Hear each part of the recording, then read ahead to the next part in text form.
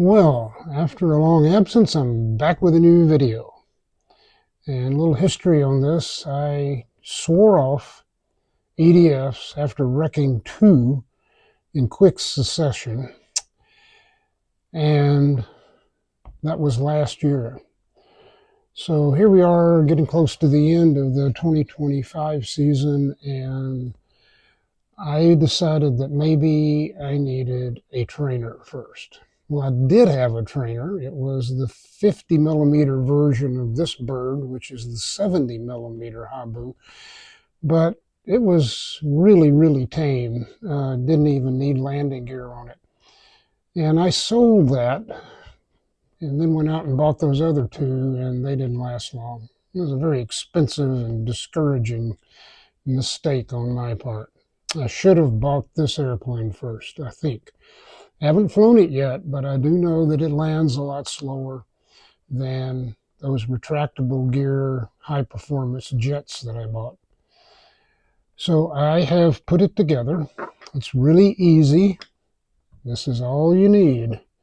This is a standard #1 Phillips head screwdriver. Any of them will work as long as it's got a thin enough shaft on it. I have had one #1 that had a slightly thicker shaft, and that would not have worked because it's a tight fit in some spots here. Anyway, putting it together is really, really simple. There's only 3 or 4 pieces you have to attach. The horizontal stabilizer fits down on top of the fuselage. You hook up 2 servo leads, one for the elevator, one for the rudder. And then you put the rudder on top, the vertical stab and the rudder. And there are 3 screws, one here, and one back here, and that sandwiches the whole thing together, nice and tight. Next, I put on the nose gear. This is not necessarily in the order that the manual calls for, but it doesn't really matter. The nose gear has its own servo, and it's Y-cabled to the rudder. And it takes 8 little Phillips head screwdrivers. Next, you put the wing on. That takes 1, 2, 3, 4 Phillips head screws. And all you need is a Phillips head screwdriver. Whole process takes maybe 15 minutes. So you got the airplane together. Of course, that's, as you well know, just the beginning. So next up, I decided I didn't like the 631 that comes with it. So I put a AR637T in. That's what's in here now. I had to pry the 631 out, put a little dollop of glue on the bottom of the 637, drop it in there after I hooked up all the servos and the ESC. And you know, all this thing has is 4 leads going into 4 leads, 4 ports used on the receiver there. Power, ESC in #1, ailerons in #2, elevator in #3, and rudder in #4. That's it. That's all you need. No lights. If you wanted to do flaperons, you could hook up these little ailerons as flaperons. But the airplane comes without flaps or retractable gear, so those are the other 2 ports you might find on a more advanced model. Anyway, I did want to put a GPS in it, and I happened to have one laying around. The 637T was also just laying around from the Beaver that I got rid of this summer because I bought the Carbon Z Cub, and it came with floats, which was the airplane I really wanted when I got the Beaver, but I sold the Beaver and when I got the Carbon Z. Anyway, that's a digression. Anyway, I took the receiver and the GPS unit out of that Beaver before I sold it. Sold it as a PnP. So here we have the 637T. And a very pleasant surprise. There's a 70 amp Spectrum branded ESC in here, but it's not an Avian branded Spectrum ESC. So much to my delight, when I started up the transmitter and hooked up the battery which is a 3200 6S. We'll get to that in a minute. Scrolled through the transmitter screens to see what was there and set up telemetry and so forth. Started to set up some other stuff, and I accidentally scrolled all the way to the back, and lo and behold, there was the avian setup menu. Doesn't say anything about that in the instruction manual, but there it was. So, did the control thing and it entered the programming. After did the control sticks in the right order. Wow, that's cool. So let's try to set up thrust reverse. And lo and behold, it worked, which is rather pleasant surprise. I was not expecting that when I started up everything to find that. So if you've got one of these, it may or may not have that same ESC in it, but it's probably worth giving it a try. Thrust reverse is really handy on these little jets because they can be pretty fast when they touch down, and you may have a limited runway. You don't want it going off the end, so just throw it into reverse, give it a little throttle, and it'll really slow down in a hurry. It's just as good as having actual brakes on one. Let's see, what else? There were a couple of other little surprises, but I want to share a few hints with you about how this thing can be made a little easier in addition to reverse thrust. So let me go get the camera and point it down here in the battery tray and show you a couple of things I found that make putting this thing all together and balancing it a little easier and quicker.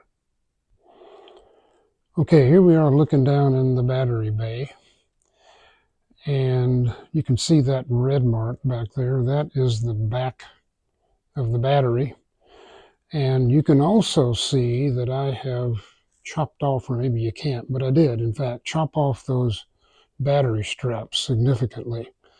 They work really well, but they're too long. They're too long because it has room where you can thread one end through the end of the other one, and then you're supposed to tighten that all down with the one on the left fitting on top of the one on the right, but that just doesn't work. These straps are too long for that Horizon hobby. So I took a pair of scissors and I chopped them down. So I'm going to put the battery in and then talk about some other things. So now the battery is in there, and you can see that those straps are cut so that the one that goes on top fits right on top of the one that goes on the bottom with no extra on either end. The ones on the bottom go right to the edge of the battery instead of the ones on top. That is the most contact you can get between those two. Back here, I've got that battery set right back there, and that's exactly where the manual tells you to put it, right in the middle of the battery tray. So now if we go back here, you will see the GPS unit right there, and the R637 right under it. And the lead there goes to the nose wheel, off of the Y cable to the rudder back there. That all fits in there very nice and neatly. And I've checked it. The GPS is working correctly, even with the canopy on. So I'm pretty certain that that's going to be a great addition. I can get ground speed off of it. And if it ever flies away, I'll have the latitude and longitude to go look for it. At least the last one that the transmitter saw off of that GPS unit. And that's about it. This little bird really went together well. There were no issues with anything lining up. I did have to adjust the rudder significantly with that servo centered up on the transmitter. It took about 10 turns on the buckle to make it work right. And I had to center up both ailerons, which does bring up a bit of a point. Let me flip the model over and I'll show you. The aileron servos have these nice covers over them that are held in by 4 Phillips head screws. Just take those 4 screws out, the cover comes right off, And then you can take the horn end loose and screw or unscrew as required to get those servos centered up. And both of them were just a little bit off, so I went ahead and centered them up so that everything would be trued up before the first flight. The elevator was not a problem. It was right on, spot on. But if you did have to adjust it, you would have to take those 3 screws off the top of the fuselage where the vertical stabilizer sits back there and adjust it from that servo that's inside all of that fuselage area. Okay, now that I've got the battery hooked up, you can see one little problem here, and that is that there's not much room behind the battery, between the battery and the receiver, for the plug to go. And you actually have to wedge that power cord down next between the fuselage and the GPS unit to get all that to work properly. But once you get all that done, it all works pretty well. Okay, let's let's wrap this up. You might be able to hear some servo noise in the background. These are digital servos, and they tend to be a little noisier than the old analog ones. Anyway, got everything put together and everything programmed via the forward programming and the avian setup. Added some sounds that I like switch changes and that sort of thing. So let's test the thrust reverse. So I'm going to hold on to this guy and turn on the motor.